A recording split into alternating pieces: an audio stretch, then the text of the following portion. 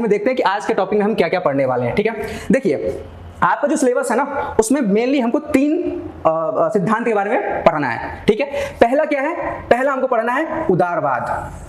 ठीक है, उसके बाद हम देखेंगे मार्क्सवाद, उसके बाद हम देखेंगे गांधीवाद। ठीक है, अब थोड़ा सा हम समझ लेते हैं कि उदारवाद की उत्पत्ति कहां से होती है, उदारवाद आता कहां से, शुरू कहां से होता है। ठीक है, आप जानते हो कि सबसे अगर हम पहले की इतिहास पढ़ें तो हमको समझ में आएगा कि सबसे पहले क्या था, राजतंत्र था, राजाओं का शासन हुआ करता था। ठीक है, लेकिन बाद में धीरे धीरे कहां से ऐसा कौन सा ऐसा मोड़ आया जहां से लोकतंत्र आया, जहां से स्वतंत्रता की बात हुई, जहां से अधिकार की बात हुई। ठीक है, वो कौन सा ऐसा मोड़ था। तो शुरुआत होती है कहां से, इंग्लैंड की क्रांति से। ठीक है, इंग्लैंड में क्रांति होती है, उस क्रांति के बीच में भी एक धर्म होता है। ठीक है, देखो हर चीज के बीच में एक धर्म होता है, बाद में उसको अलग ही जामा पहनाया जाता है, वो अलग बात है।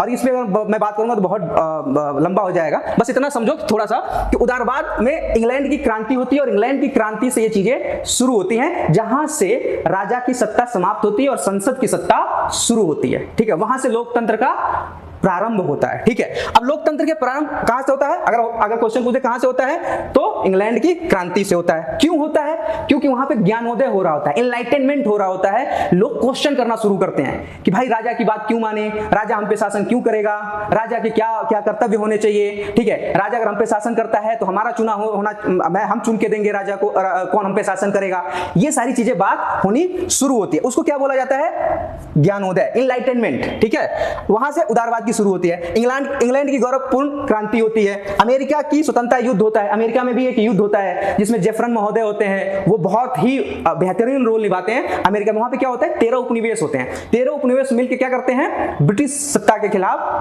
क्या करते हैं, क्रांति कर देते हैं। ठीक है, और जेफरसन महोदय क्या करते हैं, इसका अगुवाई करते हैं। ठीक है, तो यहां पे क्या होता है, अमेरिका की स्वतंत्रता युद्ध होता है। फिर फ्रांस की क्रांति होती है, फ्रांस की क्रांति में क्या होता है, वहां का जो जारशाही लोग थे, ठीक है, उनके विरुद्ध क्रांति हो जाती है, क्योंकि वो कई सारे टैक्स लगाने लगते हैं। ठीक है, और उस टैक्स के विरुद्ध में क्रांति होती है। तो वहां पे धीरे धीरे क्या हो रहा है, इस सब क्रांतियों से क्या समझ में आ रहा है, ये कि जनता जो है राजाओं की सत्ता से ऊब चुकी थी, अब उनको सत्ता में परिवर्तन चाहिए था। कैसे सत्ता चाहिए था, जो मैं चुन के दूं।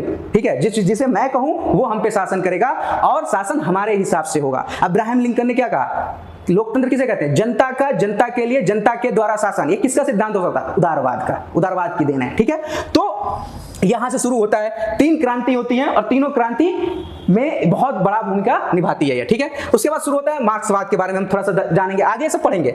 मार्क्सवाद जब शुरू होता है तो मार्क्स जब आते हैं तो उस समय भी ये सारी चीजें हो रही होती है। तो अब ये उदारवाद तो हर चीज को पूंजी के हिसाब से देखते हैं। ठीक है, लेकिन मार्क्स जो है वो किसके हिसाब से देखेगा, मजदूर के हिसाब से देखेगा, दास के हिसाब से देखेगा, कामगार के हिसाब से देखेगा कि कामगारों का शोषण हो रहा है, शासन किसका होना चाहिए, मजदूरों का होना चाहिए, बहुमत में कौन है, मजदूर हैं। आप बताओ पूरे विश्व में अमीर कितने लोग हैं, बहुत ज्यादा नहीं है, मजदूर ज्यादा है, लेकिन सत्ता पर कंट्रोल किसका है, पूंजीपतियों का है, मजदूरों का है नहीं, पूंजीपतियों का है। मोदी साहब एक लेबर का सुनेंगे या अंबानी अडानी का सुनेंगे, अंबानी अडानी का सुनेंगे, लेबर का तो सुनेंगे नहीं। तो जो राज सत्ता है आज भी किसका है, एलीट क्लास लोगों का है। ठीक है, जो एलीट क्लास, जो धनी हैं, उनके हिसाब से चलता है। लेकिन मतदान चाहिए, खाली 8, 9, 10 वोटों से, 80 वोटों से तो आप जीतोगे नहीं, तो कुछ न कुछ काम मजदूरों के लिए भी करना पड़ता है सरकार को। ठीक है, तो कार्ल मार्क्स और फ्रेडरिक एंगल्स जो हैं वो कहते हैं कि भाई देखो, औद्योगिक क्रांति होनी चाहिए, पूंजीवाद नहीं होना चाहिए। ठीक है, पूंजीवाद की समाप्ति होनी चाहिए, मजदूरों का शोषण जो है वो रुकना चाहिए, काम, वेतन और ये सारी चीजों पे एक नियम बनना चाहिए जो मजदूरों के पक्ष में हो, पूंजीपतियों के पक्ष में ना हो। तो ये जो है, एक बात समझ लेना, ये इसके अपोजिट बात करता है, ये पूंजीपतियों की हिमायती करेगा। ठीक है, लेकिन ये मजदूरों की हिमायती करेंगे मार्क्स जो है। ठीक है, अगले आते हैं गांधी जी, गांधीवाद के बारे में भी आप पढ़ोगे। गांधी जी क्या कहते हैं, ये थोड़ा बीच का रास्ता अपनाते हैं। ये कहते हैं देखो भाई, मार्क्स भी सही है और उदारवादी भी सही है। ठीक है, जो इनकी अच्छी चीजें हैं वो आप ले लो और उसके हिसाब से काम करो। ठीक है, ये क्या कहते हैं गांधी जी कि देखो, मजदूरों के लिए भी सरकार को काम करना चाहिए, लोगों के लिए काम करना चाहिए, गरीबी नहीं होनी चाहिए, ये सारी चीज है, लेकिन लोकतंत्र भी होना चाहिए, व्यक्तिगत स्वतंत्रता भी होनी चाहिए, व्यक्तिगत अधिकार भी होने चाहिए, सर्वोदय भी होना चाहिए, सबका उदय भी होना चाहिए, मतलब सबका विकास भी होना चाहिए। ठीक है, तो ये इस चीज की बात करते हैं। तो बेसिकली ये 3 चीजों के बारे में हम पढ़ेंगे। आपको इंट्रोडक्शन पता चल गया होगा कि हम क्या पढ़ने वाले हैं। ठीक है, आगे चलते हैं। अगले स्लाइड में हम देखते हैं, अब उदारवाद को डिटेल में समझने का प्रयास करते हैं। उदारवाद क्या करता है, क्या कहता है, थोड़ा सा देखो, आप कभी भी आंसर लिखना तो ये एक आध दो अच्छे थिंकर को कोट करके ना उनकी परिभाषा लिख दोगे तो थोड़ा सा इंप्रेशन अच्छा पड़ता है, ठीक है, या उनको कोट कर दो और अपनी भाषा में उसको समझ के लिख दो, ठीक है। तो एक है सार्टोरी करके हैं, थिंकर हैं, वो कहते हैं, क्या कहते हैं, बहुत सरल ढंग से कहते हैं कि उदारवाद जो है वो व्यक्तिगत स्वतंत्रता, न्यायिक सुरक्षा और संवैधानिक राज्य का सिद्धांत और व्यवहार है, जो कि मैंने पहले बता दिया कि वो व्यक्तिगत इंडिविजुअल लिबर्टी की बात करेगा, ठीक है, जुडिशियल सिक्योरिटी की बात करेगा, जैसे मान लो कि मैंने कोई संपत्ति कमाई है तो कोई उसे छीन के ना ले जाए, इसकी सुरक्षा कौन करेगा, राज्य करेगा, ठीक है। तो जुडिशियल सिक्योरिटी की बात, मेरे अधिकार का हनन हो रहा है, कौन करेगा, राज्य उसकी सुरक्षा करेगा, ठीक है। और संवैधानिक राज्य, राज्य जो होगा वो संविधान के हिसाब से चलेगा ना, ऐसा नहीं कि जिसको हमने चुन लिया वो डिक्टेट कर रहा है पूरी तरह से, नहीं, एक प्रोसीजर होना चाहिए, ठीक है, लॉ प्रोसीजर होना चाहिए जिसके तहत राज्य फंक्शन करेगा, ठीक है। तो ये इनका कहना है। यही बात कॉर्नर भी कहते हैं कि उदारवाद जो है, उदारवाद का प्रारंभ और अंत कहां से हो रहा है, स्वतंत्रता से, व्यक्ति के स्वतंत्रता से हो रहा है, व्यक्ति के अधिकार से हो रहा है, ठीक है। देखो,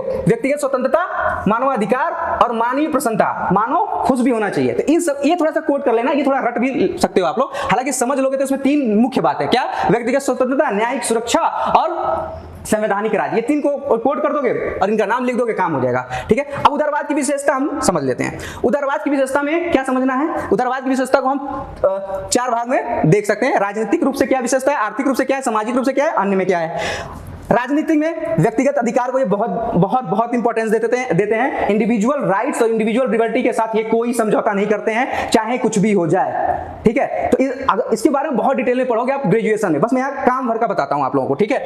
उसके बाद कहते हैं कि लोकतंत्र होना चाहिए, अब्राहम लिंकन, जनता के लिए, जनता के द्वारा शासन होना चाहिए, लोकतंत्र होना चाहिए, किसी की मनमानी नहीं चलेगी, जो भी राज्य सत्ता में होगा, जो राज्य सत्ता पे काबिज होगा वो लोगों के मतदान के हिसाब से होगा, ठीक है, लोग उसे चुनकर भेजेंगे और वही करेगा, और उसका एक पीरियड ऑफ टर्म्स होगा, ऐसा नहीं कि कितने भी साल के लिए होंगे, पीरियड ऑफ टर्म्स होंगे, ठीक है, कि कितने साल के लिए, वो सब संविधान में जो हमारा लॉ प्रोसीजर होगा उसमें लिखा होगा, ठीक है। उसके बाद है व्यक्तिवाद, मैंने कहा ना, व्यक्ति इंडिविजुअलिज्म की बहुत बात करते हैं, उसके साथ कोई समझौता नहीं होगा व्यक्तिवाद में, ठीक है। कानून का शासन होगा, सारे कानून के हिसाब से फंक्शन करेगा, ये मैंने आपको बता दिया है, ठीक है। निष्पक्ष चुनाव, मैंने अभी बता दिया है कि निष्पक्ष चुनाव होंगे, चुनाव के द्वारा ही लोगों को सरकार बनाने की वो रहेगी, स्वतंत्रता रहेगा, निष्पक्ष न्याय होगा और उत्तरदायी सरकार होगी। ये लिबरलिज्म का मेन कैरेक्टरिस्टिक है, किसका, पॉलिटिकल कैरेक्टरिस्टिक है, ठीक है।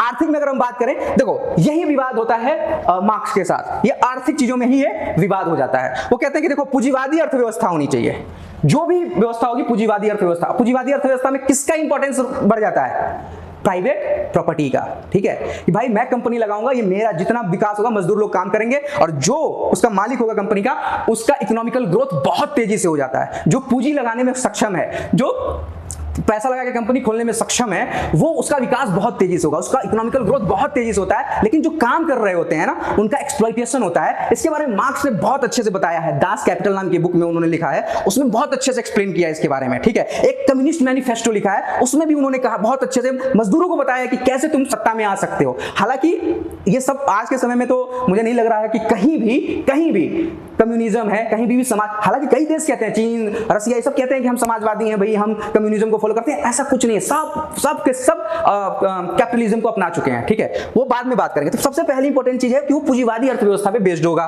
ठीक है। उत्पादन के साधन निजी स्वामित्व में होंगे, बता दिया मैंने। लाभ कमाएगा, जो भी पैसा लगाता है वो लाभ कमाता है, ठीक है। उसी का जो जितना सरप्लस आएगा, जितना प्रॉफिट आएगा ना, वो सारा किसका होगा, वो कंपनी के मालिक का होगा, जो मास्टर होगा उसका, जो ओनर होगा उसका हो जाता है। और स्वतंत्र बाजारवाद होगा, कहते हैं बाजार को कंपटीशन पे छोड़ दो, कंपटीशन होगा, मतलब अगर मैं जूता का उत्पादन कर रहा हूं तो आप भी जूता का उत्पादन करो, 100 लोग जूता का उत्पादन करें और उनके बीच में प्राइस को लेकर कंपटीशन हो, और प्राइस को कंपटीशन लेके होगा तो क्या होगा, प्राइस कम होते चले जाएंगे, कम होंगे प्राइस, जो सबसे कम दाम में दे पाएगा उसका ग्रोथ होगा, और बाकी का क्या हो जाएगा, बाकी कोलैप्स कर जाएंगे। समझ रहे हो। अभी देखो जियो ने क्या किया, जियो जो आया, जियो क्या किया, जियो ने कह दिया भाई ये ले सिम फ्री, सबको फ्री फ्री फ्री फ्री 6 महीना फ्री, सारी को मार्केट से हटा दिया, जितनी कंपनियां थी सब गायब हो गई।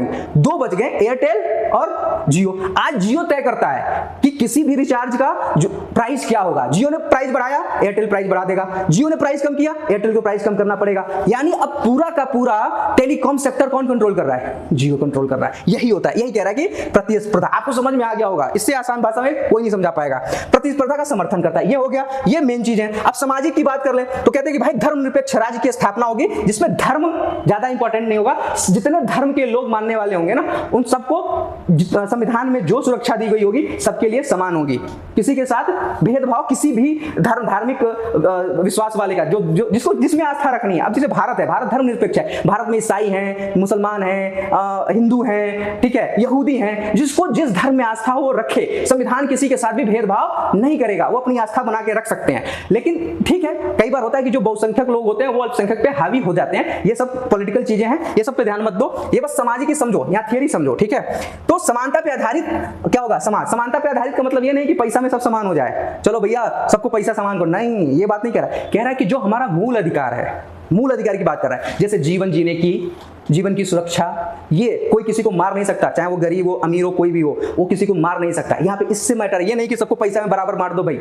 ऐसा नहीं है। अगर ऐसा होता तो इसमें इतना ज्यादा इकोनॉमिकल डिफरेंसेस ही नहीं होते, ठीक है। फिर मार्क्सवाद क्यों इसकी बुराई करता ही नहीं। लेकिन यहाँ पे सिर्फ इंडिविजुअल लिबर्टी के बारे में बात कर रहा है कि इंडिविजुअल लिबर्टी में सबको समान अवसर मिलना चाहिए। जैसे बिजनेस करने का जैसा अवसर आपको मिलना चाहिए वैसा मुझे भी मिलना चाहिए, वैसा एक गरीब आदमी को भी मिलना चाहिए। पढ़ने की आजादी जैसा आपको मिलना चाहिए वैसा मुझे भी मिलना चाहिए, वैसा सबको मिलना चाहिए। सरकार जो काम करेगी सबके लिए बराबर करेगी, लेकिन जो इंडिविजुअल है, जो अपने लिए विकास करना चाहता है, जैसे मान लीजिए आपके क्लास में सारे बच्चे एक जैसे तो होंगे नहीं पढ़ने में, कोई 6 घंटा पढ़ रहा होगा, कोई 8 घंटा पढ़ रहा होगा, कोई 2 घंटा पढ़ रहा है, तो क्या सबको बराबर मार्क्स दे दे? नहीं, जैसा जो करेगा उसके हिसाब से उसको उतना प्रॉफिट, उतना बेनिफिट मिलना चाहिए, ठीक है। तो ये इस पे बात करता है, ठीक है। और भेदभाव का उन्मूलन होगा, भेदभाव नहीं होना चाहिए, ठीक है।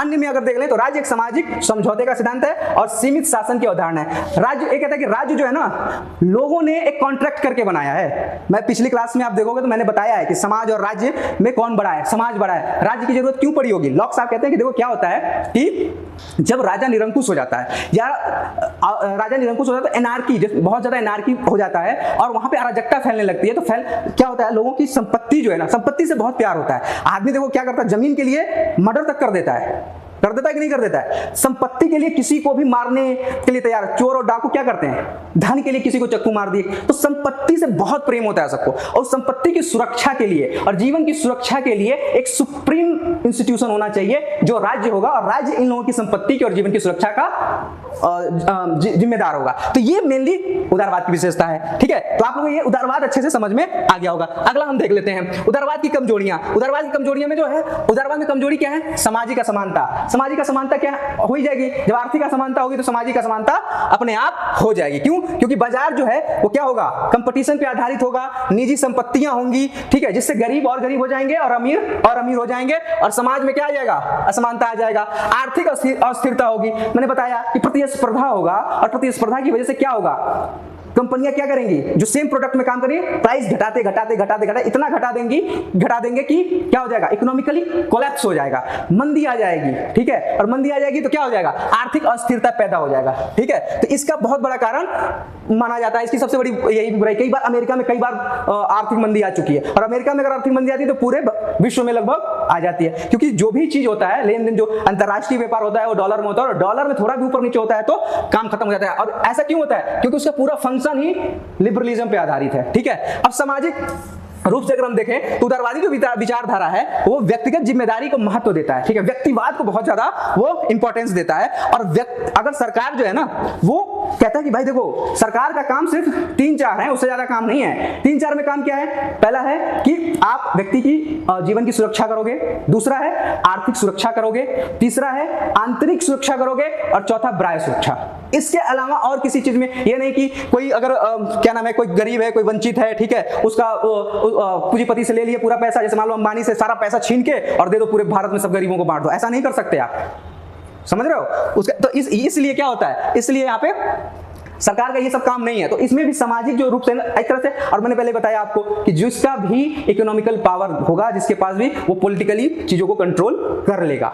ये आप भी जानते हैं, हम भी जानते हैं, सब जानते हैं, ठीक है। तो सामाजिक समानता भी नहीं रहेगी। अत्यधिक व्यक्तिगत स्वतंत्रता की बात ये करता है, ठीक है, बहुत ही ज्यादा स्वतंत्रता दे देता है ये व्यक्ति को।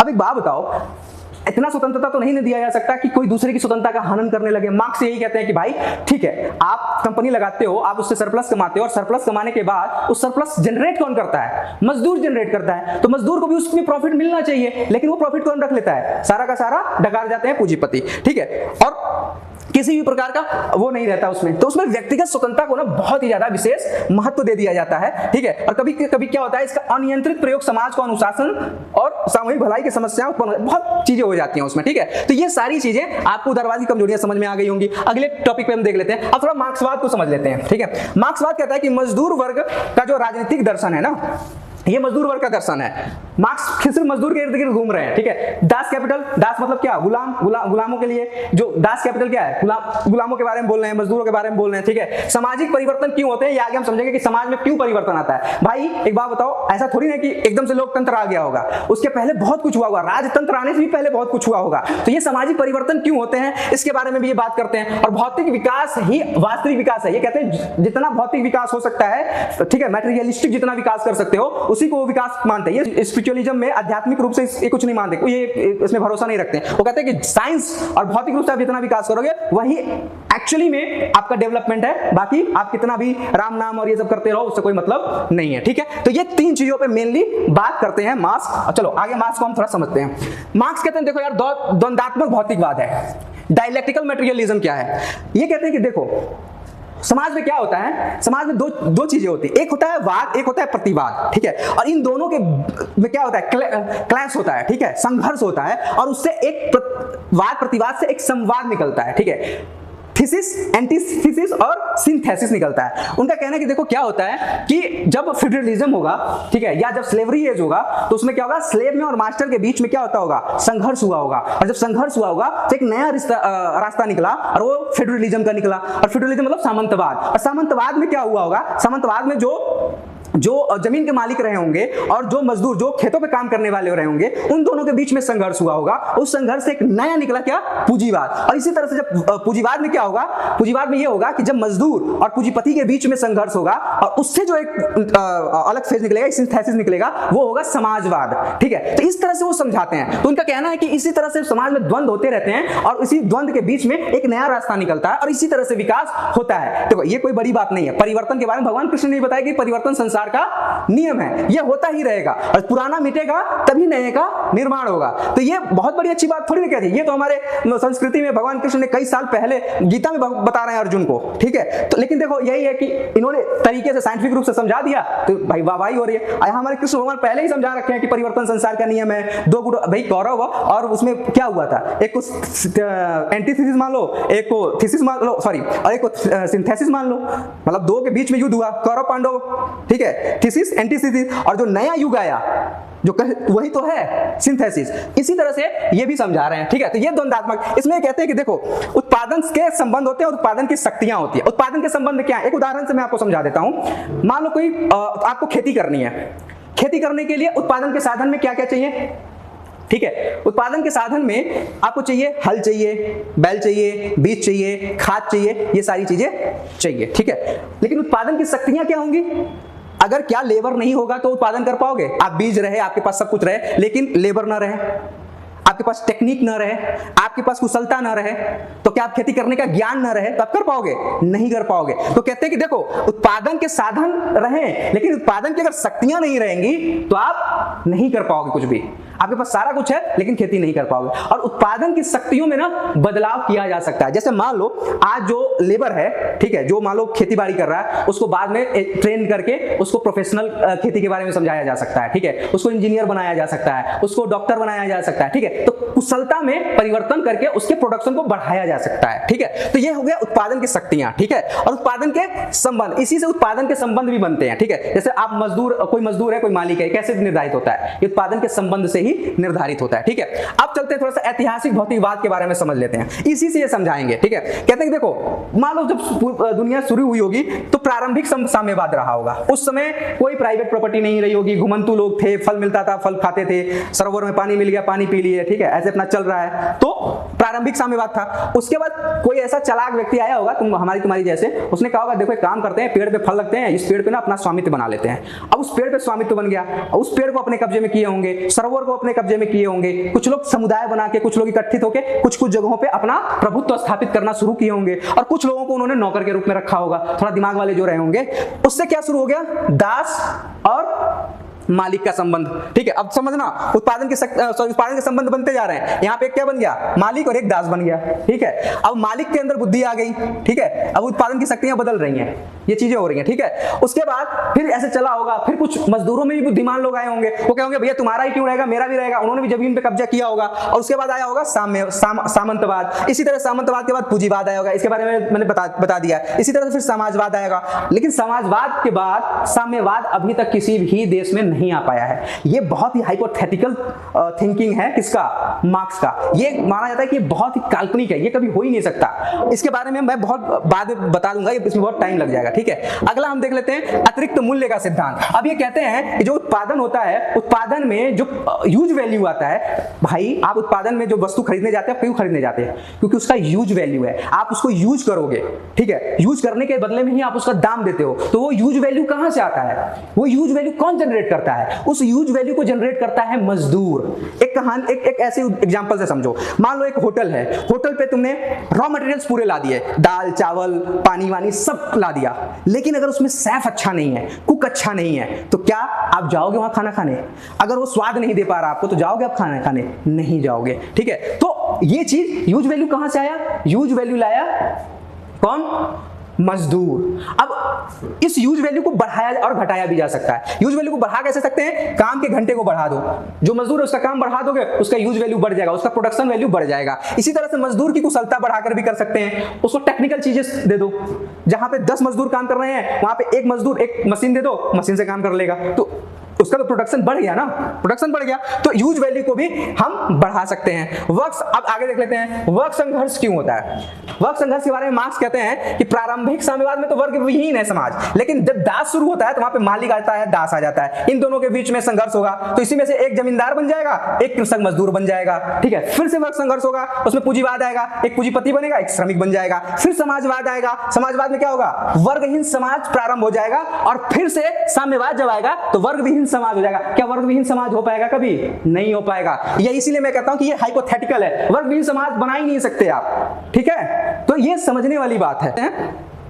ठीक है, अगले स्लाइड में मार्क्सवाद की प्रासंगिकता के बारे में थोड़ा सा बस जान लेंगे। देखो समर्थन में ये किसका समर्थन है, मजदूरों के शोषण को रोकना चाहते हैं, ये मजदूरों और समाज के शोषित वर्ग के लिए कानून का निर्माण करना चाहते हैं, और पूंजीवाद भी जो शोषण वाली प्रकृति है ना, उसको भी वो खत्म करना चाहते हैं, और आर्थिक असमानता के कारणों की व्याख्या ये करते हैं। ये सारा चीज मैंने समझा दिया है। ठीक है, बस हेडिंग याद रखना, बना के आप लिख लोगे, इतना तो मुझे पता है। अब विरोध की बात कर लें तो मैंने बताया कि ये काल्पनिक आधार पे है, समाज में पूर्ण समानता आप ला ही नहीं सकते, कैसे सबको समान बना दोगे भाई, ये हो नहीं सकता। शोषण और शोषित वर्ग जो पूर्ण है उसको हटाने हमेशा रहेगा। भगवान कृष्ण के समय में दास लोग थे, भगवान कृष्ण और राम के समय में अमीरी गरीबी थी। ठीक है, तो आप कैसे हटा दोगे भाई?